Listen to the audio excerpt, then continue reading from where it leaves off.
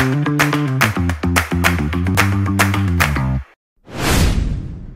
semuanya, kita ketemu lagi di acara Bicara Tentang. Nah, kali ini kita mau ngomongin topik seputar investasi gitu. Kita udah kedatangan salah satu bintang tamu yang spesial. Beliau biasa membagikan tips seputar analisa teknikal, baik itu tentang harga saham maupun tentang harga emas. Langsung aja kita sambut bersama-sama Linda. Halo, saya Linda. Yeay, Linda lagi sibuk apa nih sekarang? Sibuknya kerjanya gini-gini aja yang analisa saham. Oh, oke. Boleh cerita nggak awal kamu terjun ke bidang ini tuh gimana? Sebenarnya dulu awal iseng ya, karena kita kayaknya harus punya passive income. Oke. Jadi nggak mungkin kita punya penghasilan dari satu aja. Jadi belajar ternyata menemukan suatu passion nih di investasi saham dan emas gitu. Oke, tapi Linda sendiri juga investasi atau kamu bagi-bagi tips aja gitu? Kan ada ya orang yang dia mungkin bagi-bagi tips, ternyata dia nggak ngelakuin itu. Kalau Linda Sejauh gimana? ini saya juga melakukan investasi, tapi untuk aktifnya saya juga aktif trading ya. Oh, gitu. oke. Jadi trading ini bagian dari investasi juga, cuman jangka pendeknya gitu. Karena sekarang kan saya full time trader, jadi memang penghasilan fullnya dari situ. Jadi memang jangka pendek akan sangat diperlukan daripada jangka panjang, walaupun jangka panjang juga harus ya gitu. Oke, untuk teman-teman yang mungkin masih awam nih, emang bedanya investasi sama trading tuh apa sih gitu? Hanya sebenarnya sama-sama tujuannya itu mengembangkan modal. Oke. Karena kita trading di pasar modal, kita cari modal. Hanya saja bedanya itu di jangka panjangnya dan kemungkinan orientasinya pun juga berbeda ya. Kalau misalkan kita investasi jangka panjang mungkin akan lebih mencari dividen dan itu lebih the next level gitu. Kalau misalkan kita trading itu lebih untuk cari cuan cilok ya. Biar kita bisa hidup gitu. Oh, oke. Berarti Tambah-tambahan beli tas, kalau menurut beli tas. Oke, agak beda ya. Tujuan investasi buat beli tas. Oke. Nah, kalau menurut Linda sendiri nih, ketika ada teman-teman yang nonton dia pengen mulai investasi gitu. Pertama banget apa sih yang harus disiapin? Apakah modal yang besar atau gimana? Sebenarnya bukan dari modal, tapi kesiapan dan jangan diajak sama siapa-siapa. Pastiin kalau investasi itu memang dari diri sendiri ya, gitu. Karena kalau misalkan dari ajakan orang lain mungkin akan terjadi kesalahpahaman, yang mungkin akan menyalahkan seseorang yang bahkan sebenarnya bukan salah orang lain gitu. Jadi harus belajar dari diri sendiri, mempersiapkan. Setelah itu baru modalnya, gitu. Oke. Berarti malah justru harus mentalnya dulu yang disiapin. Benar. Memang harus konsisten ya kalau investasi. Kalau kita investasinya selang-seling ya, mau nggak mau hasilnya juga nol ya, mungkin nggak akan lebih maksimal dari orang yang lebih konsisten untuk investasi. Oke. Emangnya kesalahpahaman apa sih yang sering muncul seputar investasi gitu? Biasanya orang banyak ya yang dapat saran-saran investasi ini, investasi itu, bahkan nggak cuma di saham gitu. Akhirnya ketika dia belum punya cukup wawasan atau mungkin belum cukup mental, dia akan ternyata malah merugikan gitu. Jatuhnya kan seperti itu ya. Bahkan sebelumnya seharusnya orang tuh lebih mengerti bahwa investasi ini jangka panjang. Jadi walaupun ada naik dan turun, itu hanya harga yang fluktuatif yang memang terjadi dan itu harus diterima gitu. Mungkin kebanyakan orang nggak terima gitu, maunya jadi aja gitu. Oke, berarti maksud kamu kayak volatilitas harga naik turun tuh normal gitu ya? Banget. Cuman mungkin banyak yang nggak menerima dengan hal itu, jadinya bisa menyalahkan suatu pihak gitu. Gitu, menarik sih. Ini berhubung kita ngomongin tentang mental gitu ya. Saya juga pernah sih mengalami kerugian gitu kan, dan saat itu ya namanya awal-awal pasti mentalnya emang rada terguncang. Untungnya pakai uang dingin gitu ya. Bener. Ada nggak sih rekomendasi dari Linda kalau orang itu ternyata dia let's say apes nih, dia belum siap mental tapi udah terjun ke dunia trading, ternyata dia boncos gitu, rugi. Kira-kira dia sebaiknya gimana tuh menyikapi hal tersebut? Untuk menyikapi sebenarnya, karena kita harus tahu nih dasarnya bahwa harga saham naik dan turun. Jadi ketika memang harga saham yang sedang dibeli turun, jangan terlalu buru-buru untuk jual sebenarnya. Mungkin yang seharusnya riset dulu baru beli, karena sekarang teman-teman beli dulu baru jadi terlanjur riset gitu. Jadi mungkin ya riset kembali nih, apakah kemungkinan besar kedepannya masih ada prospek untuk menjalin harga yang mungkin lebih tinggi daripada harga yang dibeli gitu. Karena memang siklus ya, jadi memang saham tuh ada siklusnya. Jadi jangan khawatir lah, no worries. Asal yang dibeli memang oke gitu. Nah, bicara tentang tadi ya siklus dan segala macam, biasanya nih kita sebaiknya tuh ngamatin setiap hari kah? Atau mungkin cukup di waktu tertentu, misalnya seminggu sekali, sebulan sekali gitu? Oke, ini lebih balik ke orientasi lagi ya. Kalau misalnya memang kita trading, sepertinya memang pergerakan harga mingguan, harga harian memang sangat penting untuk kita riset karena kita harus tahu harga termurahnya di berapa sih kayak gitu. Tapi kalau orientasinya untuk lebih ke jangka panjang, bahkan mau bulanan, mau tahunan, ketika harga itu pun turun, justru itu melakukan sebuah akumulasi lagi untuk beli. Jadi gitu, misalkan ya ada sampingan, ada gaji tambahan itu mungkin bisa di-spare untuk beli saham lagi, tapi konsisten gitu. Oke, berarti kalau Linda sendiri ini bisa dibilang mentalnya udah lebih stabil gitu lah ya. Oke. Karena memang kan pasti ada yang lebih dari saya lah. Karena saya kan masih beberapa tahun belakangan. Oke. Emang udah berapa lama sih menekuni bidang bisa dibilang investasi ya gitu? Untuk kenal ya sebenarnya dari pasar emas ya, itu di gold market di tahun 2017-an. Kemudian mulai pengen tahu ya mungkin resikonya juga yang lebih besar returnnya, ternyata menemukan saham di tahun 2019 karena pada waktu di kuliahan juga ada mempelajari gitu. Jadi mulai dari situ hingga sampai sekarang mungkin sekitar 5 tahun 6 tahun ya. Kuliahnya berarti jurusannya finance gitu atau gimana? Enggak. Untuk kuliah saya basicnya bisnis analis di teknik industri. Jadi kebetulan mempelajari tentang probabilitas. Gitu.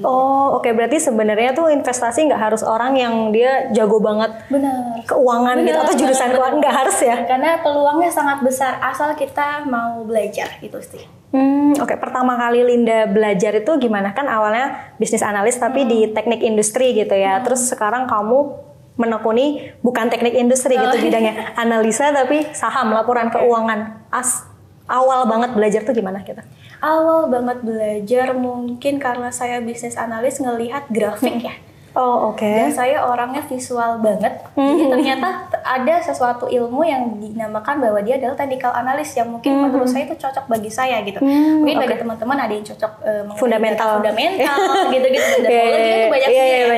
Ternyata yang cocok itu technical analysis. Jadi saya mendalami grafik itu pertama ya di Google. Jadi saya harus tanya di mana. Lebih ke internet sih sebenarnya, di YouTube pun banyak banget sumbernya untuk belajar. Asal kita mau aja sih. Kalau kita wish to willing ya pasti bisa. Tapi kalau kita malas ya sudah sesuaikan saja dengan kapasitas yang ada gitu. Berarti sebenarnya pertama belajar malah dari internet gitu, nggak ikut kelas-kelas gitu atau apa? Justru nggak ada sama sekali ikutan kelas, cuman memang saya orangnya lebih suka observatif ya, observasi. Jadi apa yang dilakukan sama orang-orang, ternyata seperti ini, ternyata seperti ini, akhirnya deh. Mungkin kalau orang lain bisa, seharusnya saya bisa gitu. Itu butuh skill tersendiri ya. Tapi memang grup-grup saham itu sebenarnya mempengaruhi loh untuk kita. Ternyata memang banyak peluang yang kita bisa lakukan gitu. Saat itu juga saya ikut grup saham seperti Aerotrade sampai saat ini gitu. Dan sekarang kita jadi malah kerjasama gitu. Grup saham ini maksudnya boleh dijelasin nggak? Mungkin ada teman-teman yang nggak familiar apa sih grup saham gitu. Sebenarnya grup saham ini adalah tempat-tempat kita untuk sharing ya.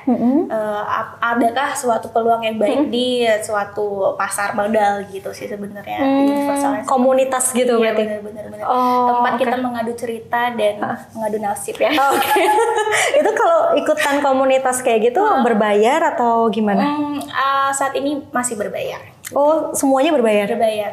Gitu. Cuman memang ada beberapa grup yang saya ajukan dari Stockbit ya. Itu teman-teman hanya tinggal punya RDN sekian dan itu udah bisa gabung kok. Kalau yang pakai platform Stockbit ini bisa dibilang dia nggak ada biaya masuknya gitu? Nggak ada. Dan Linda aktif bagi-bagi di situ? Aktif, insya Allah. Karena kita sama-sama cari cuan ya. Oke. Nah, tadi kan kita udah ngomongin hal yang berat gitu ya teman-teman. Sekarang kita mau ngomongin hal yang lebih ringan gitu. Kita pengen denger nih pengalaman Linda, kenapa memutuskan untuk berkarir di bidang ini. Sekarang kan udah full time ya bisa dibilang. Kalau dulu sampingan lah sambil kerja kantor. Sekarang kan full time gitu. Apa yang membuat kamu memutuskan untuk full time di sini? Gitu. Lebih mencari work life balance ya kalau anak-anak zaman sekarang. Karena menurut saya juga di pasar modal ini selain kita bisa mengatur diri sendiri, kita bisa ngebangun bisnis sendiri dengan tanpa ada tekanan dari seseorang yang mungkin itu aku cari sih sebenarnya. Berarti demi work life balance ada. Itu agak susah ya. Itu agak susah ya work life balance.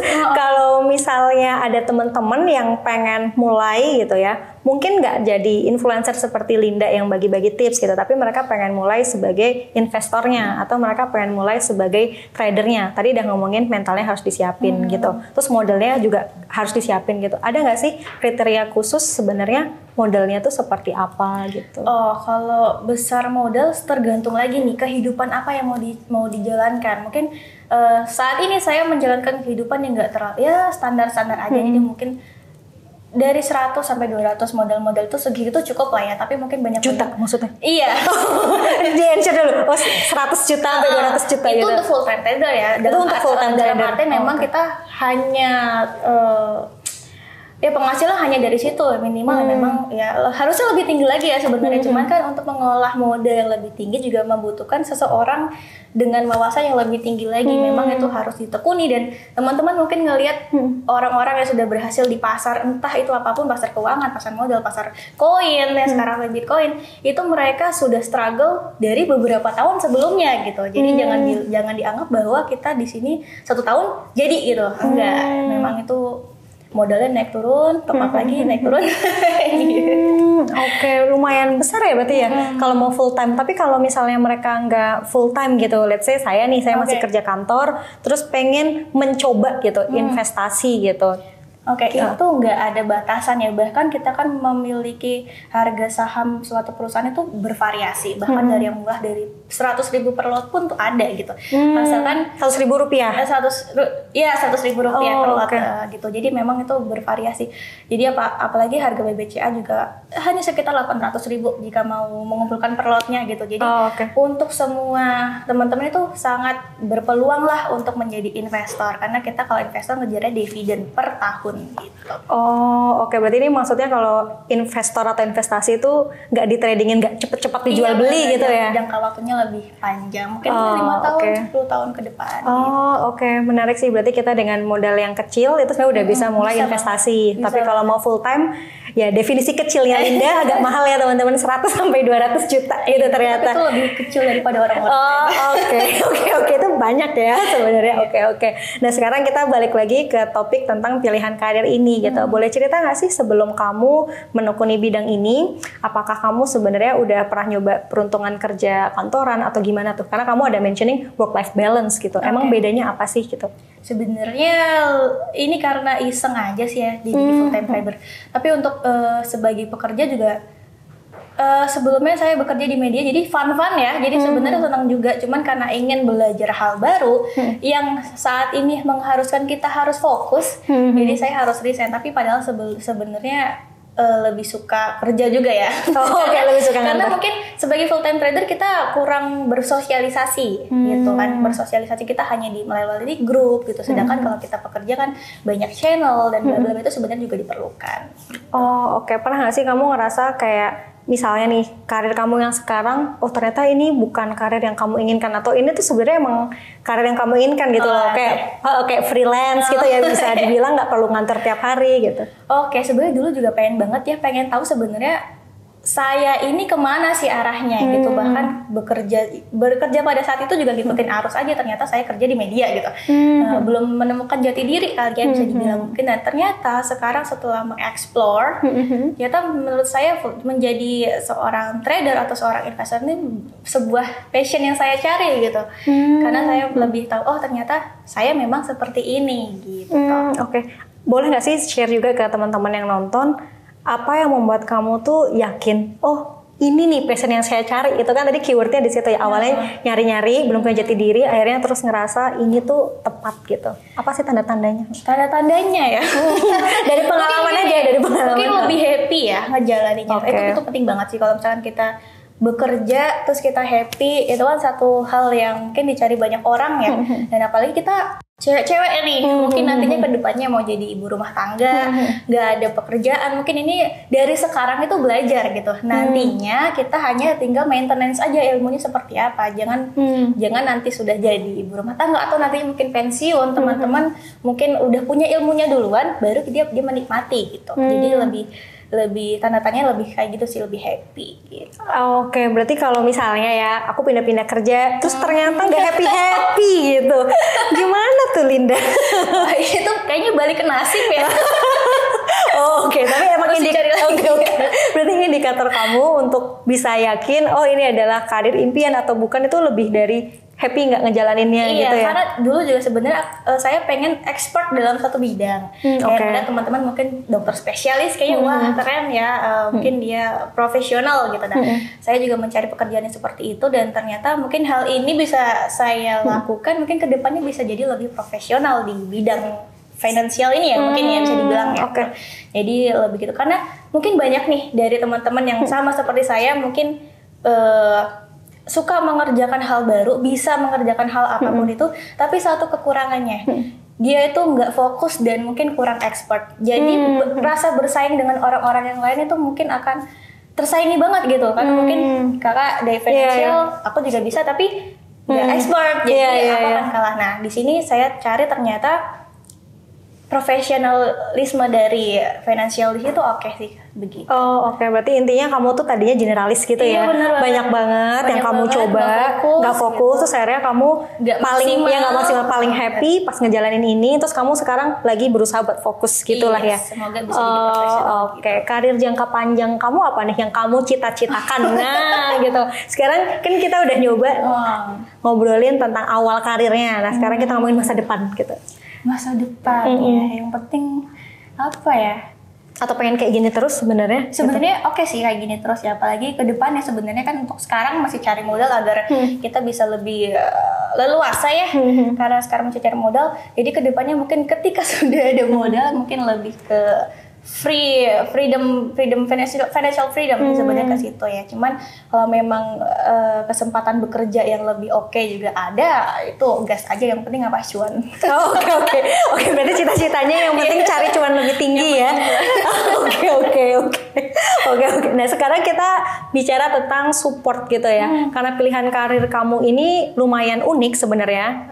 Adalah beberapa perempuan gitu ya yang menekuni juga bidang trading, bidang investasi dan menjadikan ini kerjaan full time gitu. Apalagi sambil buka-buka kelas ngasih tips gitulah ya. Nah kalau kamu sendiri gimana caranya meyakinkan lingkungan sekitar kamu gitu ya? Mungkin kalau kamu udah berpasangan atau mungkin orang tua gitu, bahwa ini tuh karir yang menjanjikan juga loh, karena ini hal baru gitu. Bahkan penetrasi pasar di Indonesia yang terjun ke pasar modal kan masih sedikit banget ya. Terus kamu menekuni bidang itu diiris lagi sama influencer gitu loh. Gimana? Sebenarnya juga awalnya keluarga saya juga nggak yakin ya.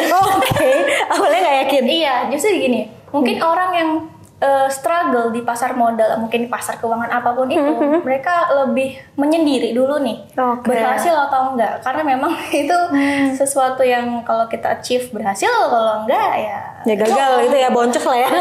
Jadi mungkin kebanyakan orang seperti saya dia akan menyendiri terlebih dahulu, dan ketika sudah berhasil baru nih begini hasilnya, dan baru saudara-saudara saya, mungkin keluarga saya, oh ternyata memang ini meyakinkan gitu. Sebenarnya lebih ke situ, dan lebih banyak memang harus meyakinkannya, harus lebih transparan ya. Karena biasanya orang-orang mungkin beli ini beli itu, tapi ternyata hasilnya memang dia nggak hanya beli gitu, hanya cuman kasih saran tapi dia nggak beli gitu. Memang harus lebih transparan agar lebih meyakinkan gitu. Berarti kamu sekarang itu udah di tahap sama keluarga disetujui gitu ya? Saat ini sudah. Alhamdulillah. Dan awalnya pun kamu struggling dulu ya untuk struggling banget, dan benar-benar modalnya cari sendiri. Karena memang mungkin kalau di awal-awal bisa dibilang biaya belajar ya. Yang bahkan mungkin orang tua kita, bagi kita yang mungkin yang belum punya something di atas kita yang udah tahu mengenai pasar modal, pasti akan lebih struggle sih. Gitu. Jadi memang cari modal sendiri, dan ya ketika sudah terjadi baru deh bilang seperti itu. Berarti diam-diam dulu awalnya ketika investasi. Diam dulu. Karena itu waktu sambil kerja dulu ya, kerja terus ternyata harus cari passive income dan belajar sendiri, benar-benar otodidak. Baru setelah bisa, aku bisa seperti ini. Oke, menarik sih. Berarti teman-teman kalau misalnya mau mencoba, siapa tahu kalian penasaran gimana sih caranya jadi full time trader atau bisa hidup dengan dividen gitulah ya. Ternyata untuk awalnya emang harus ada biaya belajar gitu ya ibaratnya. Jadi kalau kita lagi rugi, anggap aja itu biaya belajar. Tapi jangan kebanyakan kayaknya ya. Awal-awal jangan banyak dulu gitu. Kalau bisa memang learn then earn. Pokoknya belajar dulu baru earn gitu. Oh, oke. Nah, sekarang karena udah lebih stabil nih ya, kita bisa bilang, terus kamu sendiri juga udah nyaman sama profesi ini, ada nggak sih hal lain yang pengen kamu lakuin lagi? Karena kamu kan sebenarnya generalis nih awalnya. Ada nggak di luar ini semua mungkin hal yang pengen kamu coba gitu? Nggak ada ya. Mungkin saat ini saya sudah mencakup semuanya karena satu, saya suka media. Oke. Content creator mungkin sudah dijalanin saat ini. Mungkin kedepannya mungkin bisa jadi, siapa tahu ya gitu, kita konsisten aja. Dan yang kedua, jadi full time trader, saya bisa melakukan apapun yang memang belum dilakukan, jadi sudah nyaman lah. Oh iya, cepat sekali merasa puas di usia muda. Biasanya kan, biasanya anak muda tuh kayak, pengen ini tuh, kamu nggak ada gitu keinginan bikin buku gitu, apa gitu? Pengen sih ya, cuma kan mungkin belum pada saatnya, belum nanti lah. Mungkin siapa tahu, kita yang penting konsisten ngejalanin apa yang ada sekarang. Oke. Berarti kalau teman-teman itu ngerasa kayak sekarang kalian udah mulai tertarik sama investasi, sebenarnya bisa mulai aja dulu. Modalnya juga kalau investasi modalnya dikit itu bisa lah ya. Kalau dari saya, kalau nggak pernah nyoba itu nggak akan pernah tahu. Yang penting apa? Tahu sistemnya aja. Mau dari 100.000, tahu sistem selama 1 tahun, selama 1 bulan, gimana pergerakannya, baru deh silahkan explore lagi. Gitu. Oke. Minimal waktu untuk belajar sebagai pemula nih, dan biaya tadi ya, kan ada biaya siapa tahu rugi dan boncos. Kalau versi kamu gitu, tuh versi berapa lama? Versi saya dan dari experience ya, mungkin 2 tahun, 3 tahun struggle cari yang sesuai itu seperti apa, karena kita harus tahu profil resikonya nih, investasi seperti apa. Mungkin ya teman-teman ada yang resikonya main yang kecil, itu bisa ke investasi emas gitu ya. Resikonya mungkin lebih menengah, bisa ke reksadana, bibit dan lain-lain. Dan profil resiko lebih tinggi lagi di trading gitu, atau di saham gitu ya, pasar saham gitu ya, investasi saham gitu. Jadi memang ini harus tahu profil resiko. Kalau misalkan udah tahu, oke sih, aman. Oke. Tadi kan nyinggung emas gitu. Kan tadi kita ngomonginnya lebih ke tradingnya saham ya, bukan emas gitu. Sekarang kan emas sudah macam-macam ya produknya. Ada yang fisik, ada yang emas digital juga. Bener. Terus mungkin ada orang yang bahkan dia mainnya itu bukan fisiknya gitu loh, tapi dia kayak mainnya ya cuman poin-poinnya aja gitu kan, naik turun segala macam, futures lah kita biasa sebutnya gitu. Itu kalau menurut kamu sendiri fenomena emas tuh sebenarnya tepat nggak sih dibilang investasi? Karena ada orang yang bilang itu tuh hedging. Jadi gimana nih kalau menurut kamu ya nih? Itu gimana? Kalau menurut aku sebenarnya ada 2 orientasi yang berbeda lagi nih. Karena ada satu yang menganggap bahwa itu future sebagai trading juga ya. Dan yang satu lagi memang dari fisiknya pun nilainya selalu terus naik. Jadi memang kita bilang bahwa itu sebagai safe haven aset yang memang itu untuk investasi gitu. Karena banyak juga kalau misalnya kita nggak punya diversifikasi portofolio juga, itu akan sangat disayangkan ya, karena kita nggak akan tahu peluang yang terjadi di pasar emas juga, karena kita lihat trennya selalu naik per tahun, dan kita nggak akan tahu nih di 20 tahun ke depan, 30 tahun ke depan mungkin bisa jadi mata uang emas ini akan lebih diminati daripada yang lain, cuma kita nggak ada yang tahu. Oke. Diversifikasi portofolio tuh apa sih gitu? Siapa tahu nih awam banget gitu ya, gitu, yang nonton gitu. Diversifikasi sebenarnya kita hanya membagi resiko gitu, dan membagi peluang. Misalkan saya punya di saham, saya punya di emas. Ketika saham sedang turun, emas saya masih naik. Jadi penjaga nilai kekayaan itu masih tetap terjaga gitu. Berbeda dengan kita investasi satu aja dan ternyata kita nggak punya portofolio lain seperti emas, kemungkinan besar ya kita akan merasa rugi ketika nanti emasnya lebih naik, dan jika sahamnya sedang lagi turun gitu. Karena memang ini kedua aset ini memang ada pengaruhnya dari inflasi dan bla bla bla, itu lebih rumit lagi. Oke, kalau dari pengalaman kamu kemarin COVID gitu gimana tuh? Itu kan sebuah fenomena yang sebagian besar orang tuh nggak nyangka dan nggak bisa prediksi gitu ya. COVID itu hampir semua instrumen mau kita diversifikasi kayak apapun harganya sangat terguncang gitu. Nah kalau di situasi kayak gitu tuh gimana tuh menurut kamu? Itu sebenarnya lebih ke faktor X ya, kalau saya bilang. Kalau faktor X itu anomali di mana kita harus menyesuaikan keadaan yang kita tidak sangat-sangat prediksi gitu. Jadi faktor X itu mungkin ya itulah salah satunya, kita harus punya cash yang besar juga ya. Dan itulah salah satunya keuntungan untuk investasi emas sebenarnya, karena investasi emas itu sebagai pengendali resiko dari apapun yang terjadi, mau itu sedang krisis, mau itu sedang apa. Menurut saya emas itu yang paling safe gitu ya. Paling safe, dan dia menyeimbangkan segalanya. Soalnya si emas itu walaupun turun nggak turun-turun banget gitu ya, maksudnya ya. Walaupun turun nanti akan rebalancing lagi. Oke. Kalau menurut dari pengalaman kamu juga nih, si emas ini gitu ya, biasanya atau amannya itu disimpan, diinvestasiin baik yang digital maupun fisik berapa lama ya periodenya?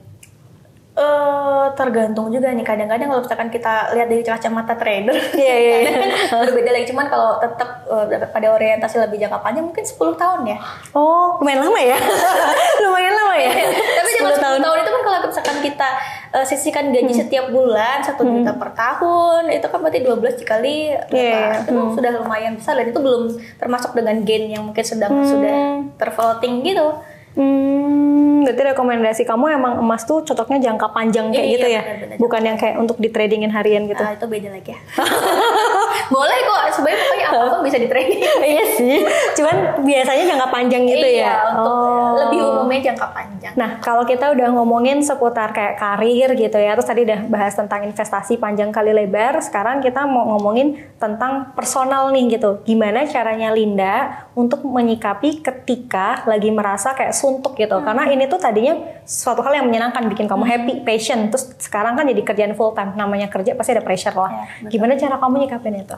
Lebih ke healing, lebih ke pengalihan aja, karena memang sebagai full time trader, kalau kita ngomongin full time trader karena psikologis itu ngaruh banget. Apalagi kalau misalnya kita market lagi nggak oke, pasti kita nggak bisa maksain, dan itu suntuk banget nih. Kayak sekarang ini lagi suntuk banget. Ya udah nggak apa-apa, nggak usah dipaksain sebenarnya. Mungkin lebih dialihin ke kita nggak harus kok untuk beli saham hari ini. Kita nggak harus kok untuk terus-terusan cari cuan tiap hari. Karena memang ada peluang yang lain gitu. Sebenarnya ke pengalihan aja sih, mau mungkin ngobrol sama teman yang lain, dan itu liburan. Oke. Tapi kan kamu sebenarnya berusaha untuk kayak menyisihkan uang biar jadi uang dingin terus diputer. Sedangkan ini kan spending ya kalau kamu healing. Itu gimana tuh kayak kamu membagi alokasi budgetnya gitu? Jadi kita harus nyiapin ke alokasi dana untuk kita senang-senang sih. Jadi kita trading tuh ini udah alokasi untuk ini. Ini alokasi untuk ini. Itu udah disiapin harusnya ya. Oke. Jadi setiap kamu dapat profit itu kamu udah bagi-bagi gitu ya? Kalau bisa. Tapi kalau kan kita ngikutin marketnya kayak gimana? Realistis aja. Oke. Berarti kamu punya alokasi budget, walaupun sekarang kamu saving banget biar punya uang dingin, tetap kamu sisihin sebagian untuk rekreasi gitu ya? Iya. Kayaknya lebih banyak rekreasi. Oke. Mungkin karena cewek. Sama lagi. Ya bener. Walaupun zaman sekarang orang pada bilang beda ya. Ini sebenarnya kita mau feminis apa enggak nih? Iya, tapi aku juga sama sih. Mengalokasikan bahwa setiap dapat gaji harus ada pos untuk ya me time lah apalah gitu ya. Oke. Berarti kamu nggak masalah ya, karena kan ada orang yang mungkin ya punya spekulasi, karena dia rajin investasi, karena dia trading, berarti setiap dapat cuan gitu kasarannya, dia akan muter duitnya lagi gitu. Tapi sebenarnya itu nggak sehat berarti ya menurut kamu? Sehat-sehat aja sih, karena kan tergantung berapa yang didapat ya. Kalau didapat nggak bisa dimuter. Oke. Berarti menurut kamu nggak masalah ya? Nggak harus selalu kita mengalokasikan untuk rekreasi. 1001 cara kita mencari cuan lah di pasar modal. Mungkin caranya di kakak sama cari aku pasti beda. Aku kayaknya belum sejago Linda ya, aku masih boncos aja karena emang susah gitu loh untuk sama aku juga. Kayak susah, dan kata kamu ternyata butuh waktu 2-3 tahun belajar. Kayak aku udah kelamaan belajar. Jadi kalau misalkan teman-teman baru 2 tahun, sabar aja. Oke, itu penyemangat ya. Banget ya. Oke, menarik sebenarnya. Nah, sekarang aku mau ngomongin hal yang lain lagi nih Linda gitu kan. Tadi ngomongin support dari orang tua udah, cara melayan hati orang tuanya itu juga udah gitu. Kalau sekarang kita ngomongin hal-hal yang lebih ke tentang Linda gitu ya. Mungkin banyak yang di sini sering lihat kamu bikin konten atau kamu ngasih tips gitu kan di platform Stockbit gitu. Tapi banyak orang juga penasaran kehidupannya Linda gitu. Ada nggak sih sisi lain dari Linda yang orang-orang tuh mungkin nggak pernah tahu gitu loh? Linda kelihatannya serius banget ini gitu. Ada nggak? Oke. Kayak fun fact gitu, Fun fact di sini mungkin teman-teman ngeliat saya sukanya ketawa, sukanya ngobrol. Padahal apa introvert. Oh iya. Dan ternyata introvert itu mungkin menurut saya di pasar modal itu cocok banget loh, karena kita kerja sendirian. Itu sih sebenarnya introvert. Untuk yang fakta-fakta lainnya apa ya, lebih clumsy mungkin ya terlihat yang lain-lain, cuma mungkin terlihatnya oke-oke aja padahal enggak. Oke, berarti sebenarnya nggak semua orang yang di pasar modal tuh kayak yang serius banget gitu, enggak ya? Enggak, itu bener-bener yang bervariatif gitu. Itu serunya di pasar modal, kita kenal banyak orang. Suka duka kamu apa nih menjalanin ini? Sukanya dulu kali ya, sukanya ya cuan gitu. Oke, nggak pernah rugi Linda. Wah, ini belum dukanya. Oke, sukanya cuan, dukanya los. Selain itu. Dukanya selain los apa ya? Mungkin gini, awalnya mungkin kita merasa direndahkan. Direndahkan, lebih tidak dipercaya orang ketika mau mulai. Oh iya. Iya, benar, mungkin dipandang sebelah mata ya. Tapi itu pernah kamu alamin? Pernah dialamin ya awal-awal mau memulai di karir di pasar modal gitu. Makanya itu salah satu alasan kenapa saya memutuskan untuk menyendiri dulu, untuk fokus sendiri. Ketika sudah berhasil baru deh mau direndahin lagi nggak nih? Nggak ada yang sekarang masih gini. Oh iya, tapi pernah kamu ngalamin? Maksudnya itu ngalaminnya virtual karena kan kamu bilang benar yang langsung gitu. Oh iya. Pada saat itu mungkin saya bilang mungkin kamu bisa beli saham ini atau apa gitu. Itu bener-bener aku pure buat ngasih tahu gitu ya. Tapi nggak mungkin ya, biasalah gitu ya. Terus ternyata sudah terjadi pada saatnya. Wah, ternyata kemarin bener. Nah, itu baru mulai itu timbul rasa percaya gitu. Awalnya pasti direndahin. Berarti maksud kamu tuh kredibilitas kamu diragukan gitu ya? Pada saat itu memang ya wajar ya. Karena baru mulai. Tiba-tiba ngomong itu, lalu backingnya apa, backgroundnya apa kan gitu. Memang ya, saya wajarkan, cuman makanya lebih ke trigger lagi, ternyata harus lebih kredibel nih, harus belajar apa. Oke. Berarti kamu sekarang lagi membangun personal branding dong ya? Di bidang itu maksudnya? Iya, mungkin ya. Semoga ya terjadi. Oke, baru tahu sih kalau ternyata memang bisa mengalami hal-hal yang seperti itu ya? Iya, bahkan ya itu mungkin terjadi di pasar modal atau sebagai seorang trader pasti banyak yang merasakan seperti itu. Tapi ketika sudah berhasil pasti orang-orang mulai itu baru ternyata begini, ternyata begini. Tips untuk bisa membangun personal branding atau kredibilitas itu gimana dong dari pengalaman Linda? Lebih kepercayaan pada diri sendiri. Kalau misalkan kita nggak percaya sama diri sendiri, orang gimana percaya sama kita kan gitu. Lebih ke situ aja sih simpelnya. Karena itu kuncinya ya. Oke, terus kamu sambil menambah wawasan itu tadi pakai internet semuanya juga ya tadi ya? Iya, betul. Dari internet dan di Stockbit, lebih banyak belajar di Stockbit dan di grup-grup saham seperti itu. Berdiskusi sama-sama sama teman-teman komunitas itu penting banget sih. Karena kalau nggak ada teman diskusi ya kita mau bicara sama siapa yang ngerti tentang ini gitu sebenarnya. Oke, itu kan dukanya udah 2 nih. Sukanya baru 1, cuan doang. Tadi cuma cuan doang, nggak ada sukanya yang lain gitu. Sukanya mungkin sekarang lagi diundang nih. Suka sih diundang-undang aja undangnya. Suka kayak diundang-undang gitu tuh. Kenapa tuh? Kan kamu introvert katanya. Tapi kok suka gitu? Kita dulu backgroundnya suka di depan layar ya. Jadi comeback di depan.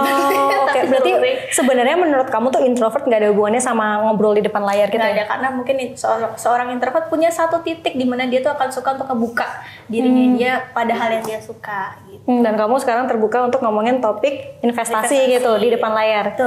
Oke, berarti maksud kamu kalau ada yang mau ngundang-undang kamu, ngobrol-ngobrol santai, boleh gitu ya? Boleh banget. Oke, nah ini kita nggak kerasa juga udah lumayan lama gitu ya ngobrol sama Linda. Kamu ada kayak closing statement nggak apa gitu untuk teman-teman yang mungkin baru mau mulai investasi atau mereka meragukan investasi gitu? Kan ada ya orang-orang skeptis juga gitu. Buat teman-teman yang nggak punya privilege sama seperti saya, mungkin belakangan ini di belakang kita nggak punya orang yang mengerti tentang finansial, mungkin kamu bisa jadi pertama. Jadi jangan takut. Pertama apa nih? Enggak lah, pertama cuan ya. Pertama cuan ya. Oke, thank you Linda atas waktunya. Bye-bye.